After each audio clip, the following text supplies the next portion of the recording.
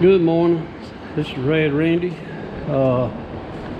the last video I told y'all I was going to try to do a little sandblasting, and I did get a little sandblasting done around that front cowl edge, but you know, like everything else, before I started sandblasting I had to work on this thing a little bit. I added another pressure valve and water separator, and of course I made another stand for it. The stand that comes with this thing is just super thin, and it'll bend. You know, you load that thing with sand and try to move it around, it'll just bend up with you and, you know, wrinkle up.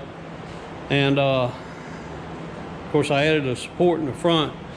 I had another sandblaster. I had two of these and sold one of them, but having this right here, this thing will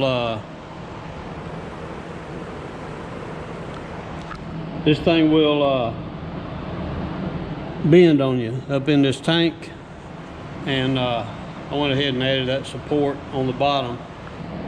And then the one I bought came with this trigger handle here, and this thing's a joke.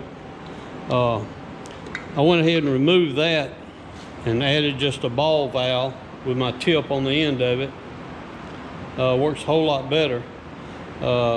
Way I use it is I pressurize everything, then I turn this on, and then go down here and adjust my sand flow into the hose. And that's kind of awkward, you know, trying to reach under here and hold the hose at the same time. I thought about putting a pivot here and putting a handle with a rod down to that, maybe to, you know, be a little easier to operate from here. And anyway, I got that done, and I cut out a few patches to use on this inside cowl here. Showed y'all this one the other day. I made this to go in here.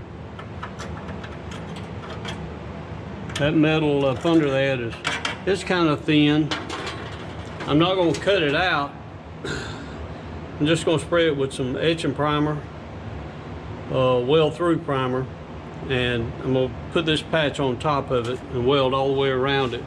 Going to do that on both sides, and then I'm going to try to prime this in here and start laying the floor pans down and welding them in.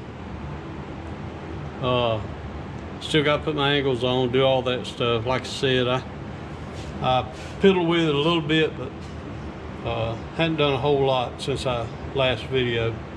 So anyway, I'm gonna get started on that. I'll get back with y'all in a little while.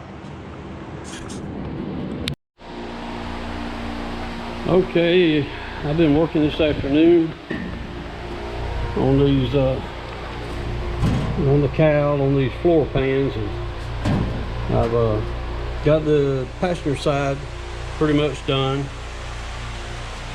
Panels fit good.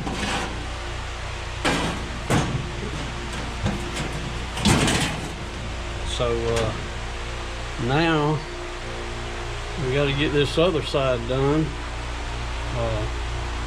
work on it. But this piece right here on the end of this door, where the hinge fits, it's pretty thin right there. But after I get the floor pans in, I'm gonna cut this out and scab another piece over this and come on top of the floor pan and the rocker. That's a mounting hole right there for the floor. So it's looking pretty good. It's gonna work out pretty much like I planned. Like I said, any of you guys that's doing this or has done this, let me know what you think.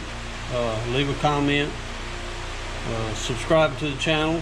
I'm going to try to go step by step on what I do. There's so many videos out there, but they'll show you the floor that's messed up, rusted out, and then they'll go straight to panels welded in. And I just pretty much planned this out and figured it out on my own. And but let me know what you think, and I'll get another video up. I'll get this other side in, and then it's time to start putting the actual floor pans in. So appreciate y'all watching. See you next time.